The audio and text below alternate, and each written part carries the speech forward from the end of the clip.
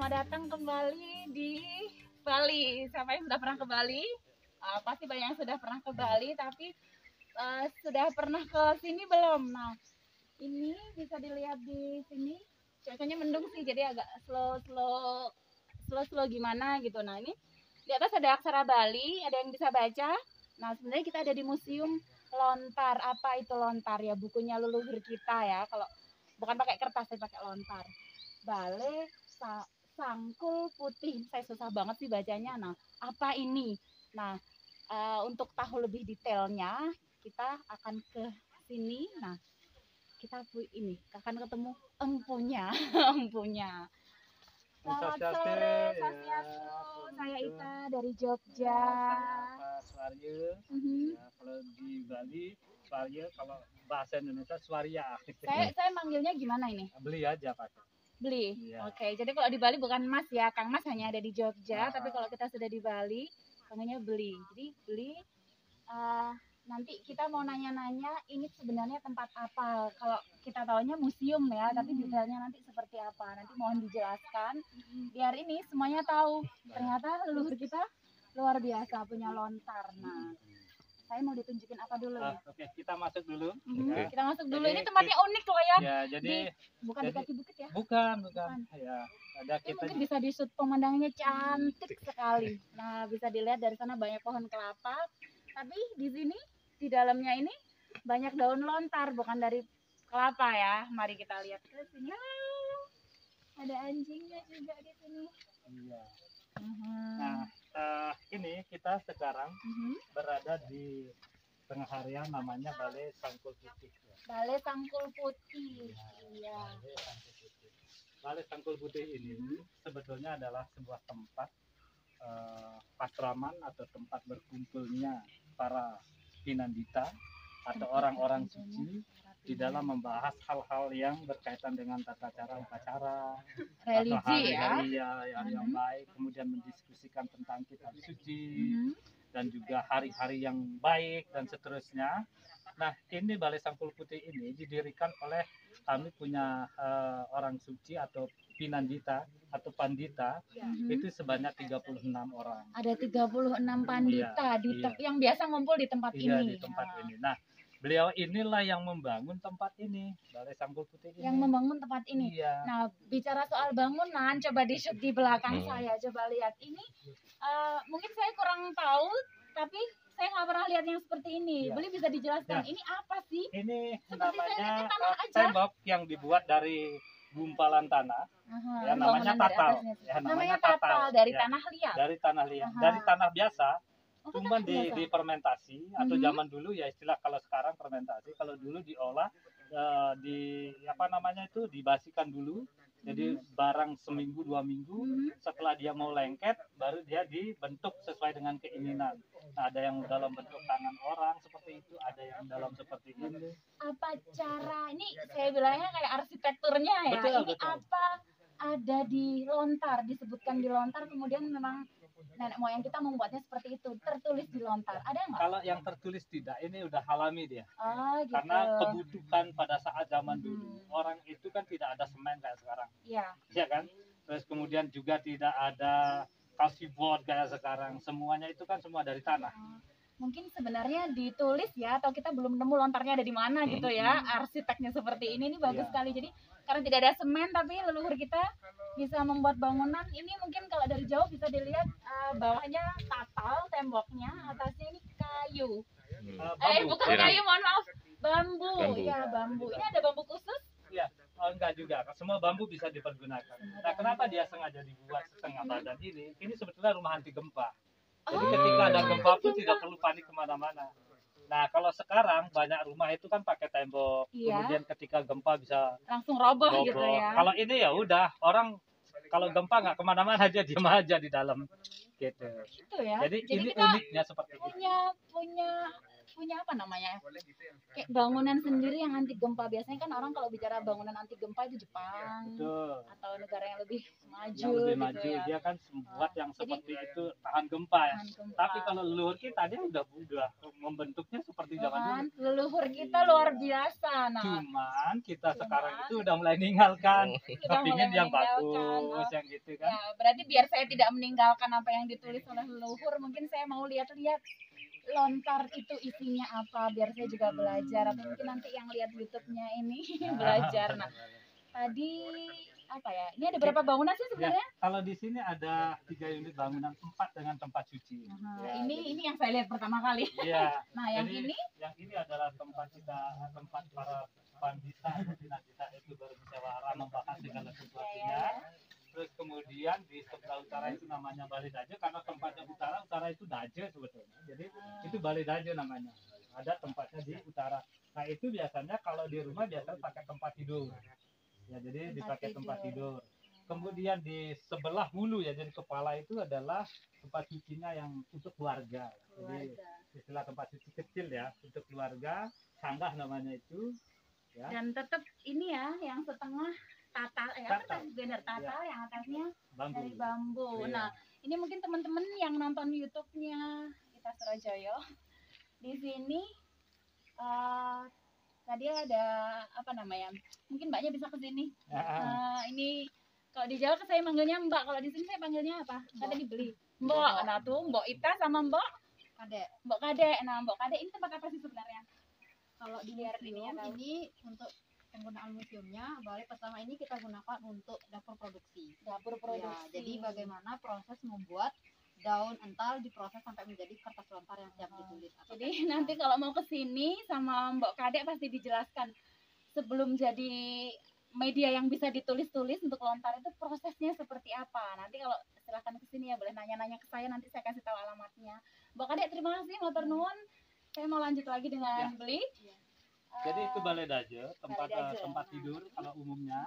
Tapi ini juga di sebelah selatan. Ya ini namanya Pawargan. Jadi Pawargan itu ada dapur. Dapur. Iya, Dapur aja gaya ya. Iya, dapur seperti itu. Nah, ini adalah bangunan yang umum. Sebenarnya ini umum, Iya. tapi menurut saya nggak umum lagi karena tadi dari Denpasar ke Karangasem saya lihat bangunannya kan udah mewah-mewah ya. Nah, ini tapi sebenarnya umum untuk di desa atau di mana? Di desa. Untuk di desa. Ya, jadi ya kalau orang desa mungkin sekarang kepinginnya yang seperti di kota kan gitu. Orang yang di kota sudah kepinginnya di desa karena suasananya jauh lebih nyaman di desa. Tapi orang desa kan belum pernah merasakan kota. Jadi niatnya untuk ke kota itu tinggi. Inilah yang memicu urbanisasi. Orang Jawa bilang urip itu salang sinawang. Yang kota lihat orang desa, yang desa lihat orang kota. Nah, ini menarik sekali, di atasnya ada aksara Bali juga. Tadi di depan ada, di sini juga. Itu ada ininya nggak sih? Kenapa masih ditulis dengan aksara Bali? Kalau di Jawa di beberapa tempat iya, khususnya Jogja, tapi tidak masif seperti di sini. Kalau itu kenapa masih ditulis ya karena kita masih gunakan. Masih digunakan. Jadi intinya itu ya, masih dipakai. Ya. Karena digunakan setiap hari. Jadi karena orang tua juga ada yang bisa membaca hanya huruf Bali, ya kan?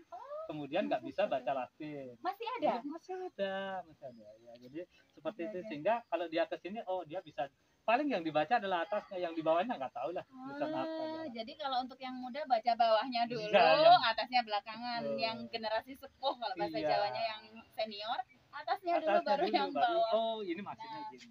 Nah, ini kita buka dapur kita di sini. Oh, nggak apa-apa, boleh ya? Nah, kita buka ya. Nah, jadi hari ini turnya itu bukan hanya lihat lontar, tapi lihat semua yang ada di sini. Nah, ini juga kalau dulu, kalau sekarang ini namanya releng kan, pintu releng ya. Kalau zaman rolling door maksudnya, bukan rolling, sampai didorong sliding door. Ya. Kalau dulu udah ada sliding sebetulnya. Cuman kita belum ini ya, tapi sekarang ini kan. Jadi dia udah dari dulu memikirkan bagaimana sebuah rumah itu efisien gitu. Iya, jadi nggak tidak banyak pintu nggak mengambil ruang banyak untuk buka pintu gini.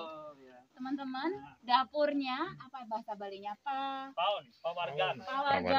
Kayak sliding door, tapi sliding doornya yang masih jadul, tapi jadulnya bukan, jangan dipikir jadul aja, jadulnya kece. Saya masuk ya, permisi. Ini biasanya kita pakai untuk tempat masak. Nah. Tapi karena ini kita baru habis ada pekerjaan, biasanya juga dimultifungsikan kayak begini. Nah, agak gelap ya. Mungkin yang belum pernah tahu dapurnya orang Bali, tapi yang di desa, nah seperti ini. Ini kalau di Jawa luweng. Nah, tungku bahasa Tungku, Indonesianya ya ya. betul tungku. Ini, tapi ini sebenarnya masih dipakai nggak? Masih dipakai. Ketika yang tadi memproduksi lontar itu kita bakarnya ada di sini, rebusnya dan sebagainya. Oh, iya. Agak gelap karena memang ini ya, kita sebenarnya tidak ini untuk masuk, tapi nggak apa-apa, kita sudah tahu dapurnya orang Bali seperti ini. Ada atasnya, ini namanya apa ini? Nah, ini namanya lapan. Lapan. Ya, jadi tempat apa namanya menyimpan barang-barangnya itu. Jadi dia juga. Yang ini namanya lapan. Iya. Kalau yang ini yang buat sesajen gitu ya. Yang sesajen itu namanya dulang. Dulang. Jadi ada itu dia untuk tempat naruh-naruh barang lah di atas ini intinya. Fungsinya dari luar cantik, dari dalam ya dapurnya seperti dapurnya orang Jawa ya, agak berantakan. Tapi memang dapur berantakan itu bagus, karena apa? Kalau rapi nggak dipakai. Nah, sekarang kita langsung kalau di Balai Daje orang tempat tidur kan. Balai Daje. Kalau di Balai Daje itu kita sekarang kalau di museum ini kita pergunakan untuk menyimpan nama-nama orang yang berkunjung di sini. Nah, nanti absensinya itu ya. Iya, model begitu. Jadi ketika seorang yang datang berkunjung ke sini, dia boleh mengabadikan namanya. Ya, jadi namanya akan menjadi abadi di tempat museum ini. Nah, sehingga dia tidak semata-mata hanya berkunjung, tapi memiliki juga sebuah kenangan dan diabadikan namanya pada saat mereka berkunjung di sini. Ini bisa dibuka dan bisa didatengin. Nah, iya. Ini sekali lagi tetap ya ciri khasnya Bali. Yang ini luar biasa, yang di tempat lain belum. Aksara Jawa di atas, aksara Latin di bawah. Ini Balai Daje, tapi orang Bali tidak akan membacanya A. Jadi saya harus belajar sama beli nih. Daje. Sudah pronunciasinya benar ya, Daje. Iya. Oke, mari kita masuk. Ih, pintunya kecil sekali. Ya, ini dia memang ukurannya seperti ini. Kalau rumah ada artinya tidak? Ya, dia kalau dari struktur Kosalinya, arsitekturnya memang mengatur seperti ini, ada ketinggiannya. Ini paling sekitar 150 berapa gitu. Nah, jadi yang tingginya 170 atau 80 harus nunduk ya. Karena kenapa? Orang Bali itu kan lebih banyak memberikan penghargaan penghormatan kepada yang akan dimasuk. Ada permisi kan? Kalau kita masuk ini kan permisi dulu ya, baru masuk. Bener, di Jawa rumah-rumah yang kuno juga pintunya rendah. Ternyata memang sama ya dengan di Bali, ada filosofinya. Kalau kita bertamu, kita masuk nunduk itu otomatis bukan karena pintunya pendek, tapi itu sebenarnya kita menghormati. Karena kita tahu permisi sama yang tuan rumah. Nah, ini adalah orang-orang yang sudah mencatatkan dirinya berkunjung di tempat ini. Ya, jadi ada namanya ini. Kalau yang banyak seperti ini, dia adalah biasanya grup dia datang. Ya. Jadi ini kayak di luar kalau kita datang kemana ada yang kunci apa cinta atau apa gembok cinta itu ya. Kalau di sini lontar cinta namanya, mungkin bisa gitu ya. Jadi, menulis nama di atas lontar untuk mereka yang sudah datang ke sini. Jadi kalau saya ngelihat ini, berarti pengunjungnya banyak sekali. Masih ingat nggak panjenengan berapa yang datang ke sini? Kalau kemarin sebelum COVID itu udah hampir 13 ribuan lebih. Sebelum COVID 13 ribuan. Ini kita baru bukanya 2 tahun. Hebat sekali ya, baru 2 tahun dan itu pengunjungnya sudah 13.000. Kalau tidak ada pandemi bisa 2-3 kali lipatnya, luar biasa. Memang sebetulnya kalau tidak pandemi boomingnya udah banyak karena bookingan untuk event-event banyak sebetulnya. Tetapi ya apa mau dikata karena sudah pandemi. Jadi secara tidak langsung dengan jumlah pengunjung yang ribuan kayak gini, peminatnya untuk melihat lontar, untuk belajar itu berarti luar biasa banyak. Ya, jadi gini, di sini memang menjadi sebuah tempat pembelajaran juga dan adalah sebuah kewajiban setiap pengunjung itu untuk mereka belajar menuliskan namanya sendiri di kertas lontar ini. Mungkin Mas kameramen Mas Sinar bisa dilihat agak di zoom ya. Jadi mereka menulis namanya di atas lontar. Saya takut kebalik ya ini. Aksara Bali ya? Aksara Bali namanya sendiri, kemudian ditaruh di sini.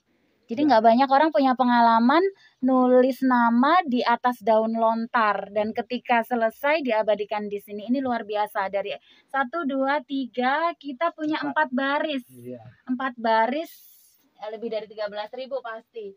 Nah ini saya juga penasaran, bisa nggak ya saya nulis beginian gitu? Nanti sebentar kita Oke, nanti kita belajar. Ya, kita Nah, belajar jadi nulis. kalau ini nama, nah yang sebelah sini ini apa? Nah, ini sebetulnya adalah lontar juga. Ya. Ini adalah lontar yang sudah diidentifikasi dan menjadi bagian dari koleksi. Ya, jadi ya ini lontar juga diselimuti Pak, karena biar suhunya tetap terjaga. Ya. Ya. Ini namanya bisa dibilang satu cakep ya? Iya, satu cakep. Oh, Ini saya namanya sudah Ya. lumayan hafal kosakatanya ada hubungannya dengan lontar. Ini satu cakep.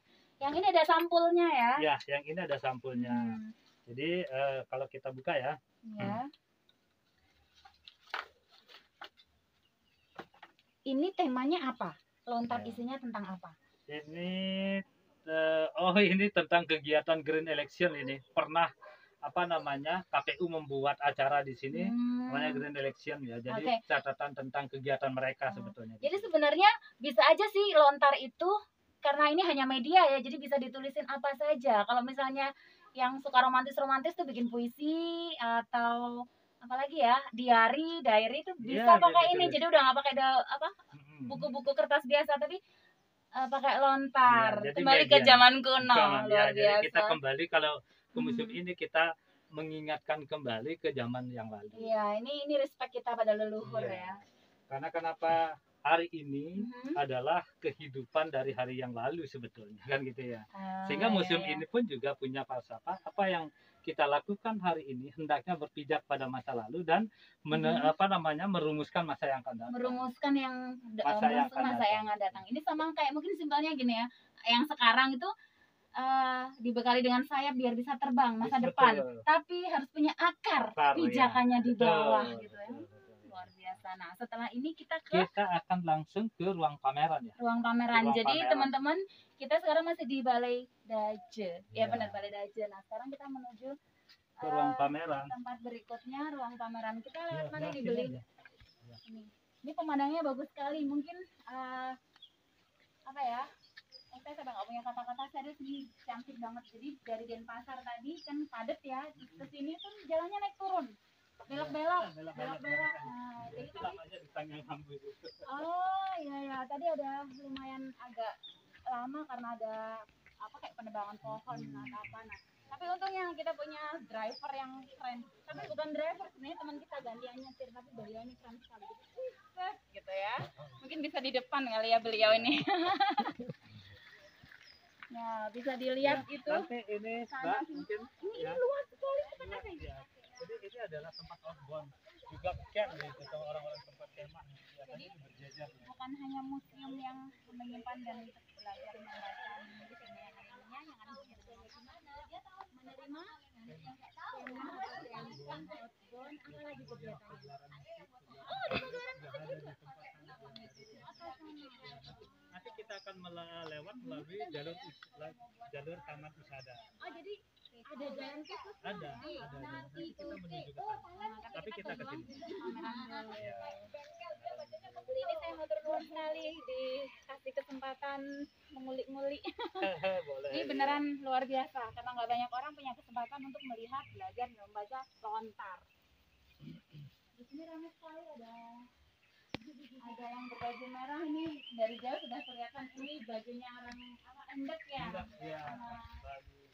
Nah, ini adalah tempat pemajangan beberapa lontar yang kita lihat untuk sebagai pengenalan ya. Ini yang ada gambarnya ini namanya prasi. Jadi lontar itu juga seperti bisa komik ya. Komik, ya betul. Komik. Nah, tuh kan. Jadi leluhur kita itu sebenarnya punya komik tapi apa ya? Tapi lebih kece daripada komik yang ada sekarang. Nah, ini namanya apa tadi? Prasi. Ini berkisah tentang apa? Ini berkisah tentang Ramayana. Cerita Ramayana. Mas Indar mungkin bisa di zoom atau sudah di zoom tadi ya? Ini Ramayana ada gambarnya tapi digambar di atas lontar. Ini juga saya kagumnya luar biasa karena nulis aja kan susah ya, apalagi menggambar dan di atas lontar. Nah, ini jadi bagian yang mungkin lontar-lontar yang sama. Jadi ini adalah tempat. Nah, ini kenapa ada keropaknya seperti ini atau kotaknya seperti ini? Oke, ini namanya apa tadi? Keropak.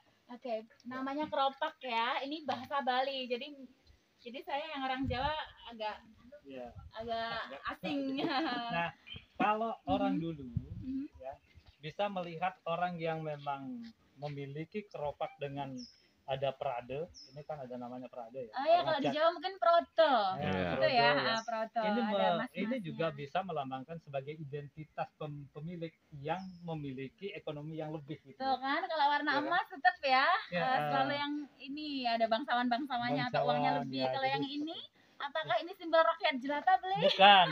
Lontar itu tidak mengenal rakyat jelata. Pemiliknya, Iya, jadi pemiliknya enggak. ini. Karena ketika berbicara tentang lontar, Iya. maka orang itu adalah orang Imlek. Jadi nggak ada yang nggak Oh, bagus ya. gitu. Walaupun Karena tempatnya ini mereka membuat kesederhanaan. Ini lambang kesederhanaan lambang sebetulnya. kesederhanaan Iya. ya, bukan Kalau lambang ini rakyat kan jelata ya. bukan. Oh, saya Kalau yang salah ini kan ternyata. status sebetulnya. Sama dengan Iya, lambang iya, status iya. kan. Ya, jadi seperti Merah sama emas. emas. Proto. Tapi isunya kan sama lontar ya. Isinya sama, Iya. hanya pengeropak.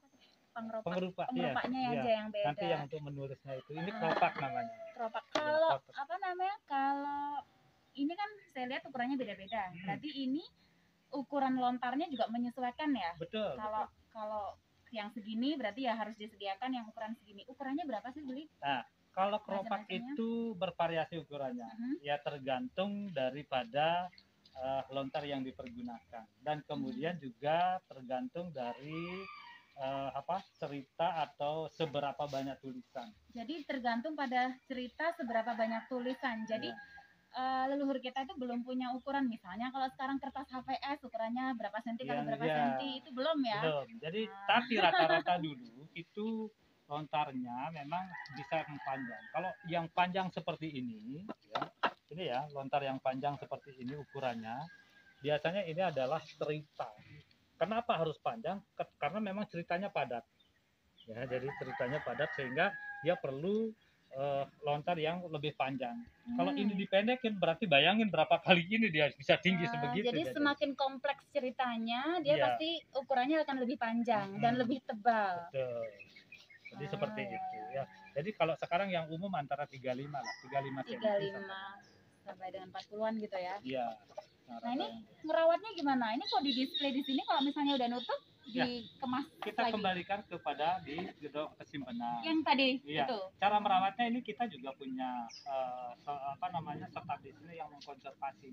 Jadi memang perawatan secara khusus dan itulah yang kita dirikan namanya klinik lontar. Di klinik lontar itulah yang sesungguhnya juga merawat bagaimana cara merawat lontar. Kliniknya itu bentuknya seperti apa? Maksudnya orang-orang yang di situ memang tahu banget tentang lontar atau tahu bahan kimia apa saja yang mungkin bisa merusak lontar gimana? Betul, mereka memang adalah orang-orang ahlinya. Nah, itu yang saya maksud. Ya, jadi satu mereka juga pastinya bisa membaca dan menulis aksara Bali. Aksara Bali. Kemudian karena di sana ketika ada lontar yang kacau balau, dia kan harus mengurutkan, menyusun halaman itu. Kalau nggak tahu kita kan nggak bisa. Ada halamannya nggak sih sebenarnya seperti buku yang zaman sekarang? Kalau ini kan ada, kalau kita ambil yang paling kecil ini kan sebetulnya halaman ya. Nah, ini kan. Nah, ini kan sebetulnya halaman ya. Ini kecil sekali. Kita tahu kalau ini halaman di mana? Di sini dia, ada di pojok kiri. Jadi ini di pojok kiri ini halaman. Kita pasti halaman buku, misalnya merek tertentu itu 58 halaman. Nah, kita kalau nulisnya itu udah gampang, nggak usah nulis lagi. Tapi kalau di sini karena semuanya manual, jadi halamannya ditulis di sebelah kiri atas. Iya. Bener ya, sebelah kiri atas. Jadi seperti itu halamannya. Ya, halaman. Ini usia yang paling tua lontar di sini berapa ratus tahun? Yang paling tua di sini sekitar 464 tahun kelihatan. Hampir 5 abad yang lalu. Iya, tapi jadi, itu masih ada di tempat saya. Jadi koleksi di sini meskipun belum secara resmi ditaruh di sini, tapi ada yang usianya hampir 5 abad. Dan itu tentang apa isinya? Misalnya itu kesehatan. Tentang cerita tentang asal muasal kehidupan ini. Asal muasal kehidupan ini ditulis oleh siapa? Ya, itu tulisnya yang kita nggak jelas ya. Sudah ada yang jadi tidak semua lontar jelas penulisnya siapa. Iya betul, karena kan ada begini juga. Orang kan bisa menyalin lagi. Iya, benar-benar. Jadi kita belum tahu itu asli atau belum. Iya, cuman tahun penulisan aja yang penulisan. Nah, untuk isinya ini kan tadi ada yang cerita, ini ada yang komik, mungkin ada yang tentang ilmu kesehatan atau apa saja yang biasanya ada di Lontar. Itu kan leluhur kita yang punya ilmu gitu ya. Iya, ada memang beberapa. Di samping memang pengobatan, ada juga kanuragan, kawisesan namanya, ya. Terus kemudian juga ada tentang apa hari baik atau warga, weton gitu ya. Weton juga ada, itu namanya pertiti juga. Terus kemudian ada juga tentang bercocok tanam. Ya ampun, lengkap, ada semua ya. Jadi teman-teman, kita itu sebenarnya punya buku yang ditulis oleh leluhur kita dalam bentuk lontar, dan itu di berbagai bidang, bisa kesehatan, tadi ada kanuragan ya, kanuragan, ilmu silat. Jadi sebenarnya kita tidak usah berkaca dari luar saja, kita melihat lontar-lontar kita itu sudah lengkap. Yang usada itu berarti bukunya kedokteran ya, leluhur kita. Jadi luar biasa. Jadi astronomi itu kita kan memang udah memiliki leluhur kita. Ya bagaimana membuat pesawat, kita dulu manusianya bisa terbang juga kok. Ya, jadi dengan olah ilmunya yang seperti itu. Kira-kira semuanya ada 300-an? Lebih. 313 yang 300, sudah terregistrasi. Oke, ada 313 yang sudah terregistrasi. Dan 3.504 transkrip. 3.504 transkrip. Nah, ini sudah ada yang digitalisasikan belum? Ya, sudah. Semua yang baru digitalisasi sekitar 150, kita masih 150. Sudah lumayan ya. Yang fisik ada sekitar 313, tapi 150-an sudah diamankan dalam bentuk digital. Ini luar biasa. Nah, dalam proses digital ini jenengan di tim seni sendiri atau bekerja sama dengan kampus misalnya? Kita bersama tim kita di sini. Karena ini kan milik masyarakat ya. Jadi semuanya adalah dikerjakan oleh masyarakat.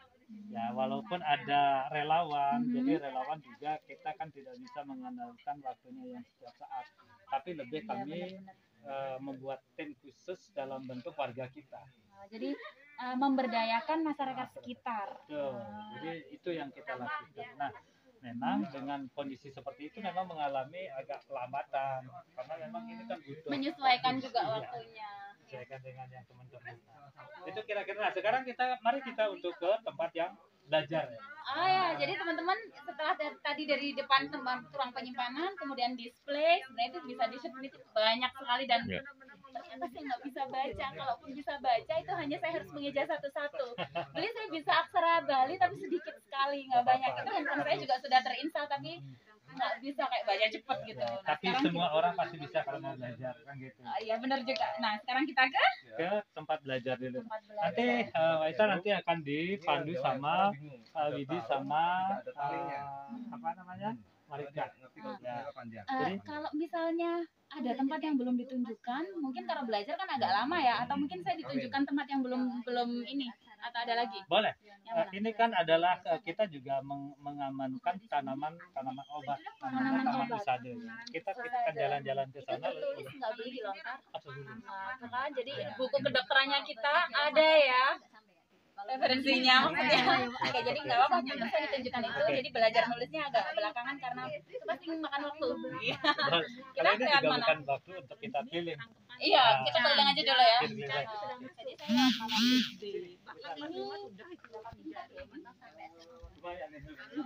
saya lihat di sini banyak pohon kelapa. Kenapa banyak pohon kelapa di sini? Karena upacara atau gimana? Dulunya sebelum museum ini adalah memang kebun kelapa di sini. Ya. Jadi dulunya sebelum dijadikan museum ini adalah kebun kelapa. Kemudian di samping kelapa itu juga kita buat kelapa yang ditanam di sini, juga ada kelapa yang biasa dipergunakan untuk upacara. Ya, kalau istilah di Bali namanya Taman Bumi Banten. Sebentar, Mas Inar, kita masih punya waktu nggak sih di sini? Punya.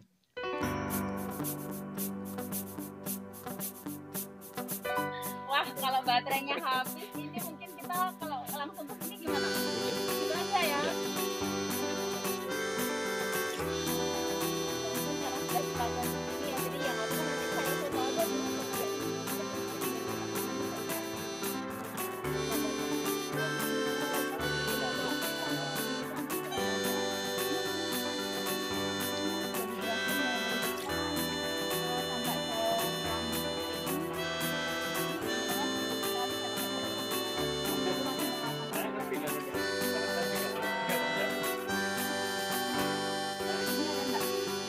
kalau di Jawa enggak, kalau di Bali mbak.